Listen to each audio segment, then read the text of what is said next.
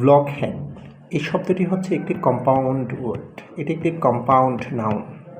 Compound word কোনটা?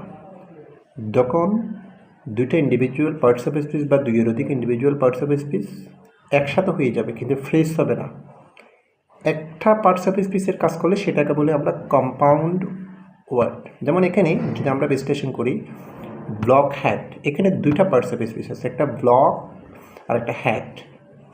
তাহলে ব্লকহেড এই দুইটা মিলে যেটা হয়েছে সেটা ব্লকহেড একটা নাউন হয়ে গিয়েছে। এখন আমরা যদি অর্থের দিক দিয়ে যদি বিশ্লেষণ করি, অর্থ কিন্তু চেঞ্জ হয়। যেমন ব্লক মানে বাধা বা অবরোধ। আবার হেড বলতে কি বোঝায়? যেটা আমরা আমাদের মাথাকে ইন্ডিকেট করবে বা প্রধান কোনো ব্যক্তিকে বুঝি, প্রধানকে বুঝি, নেতাকে বুঝি।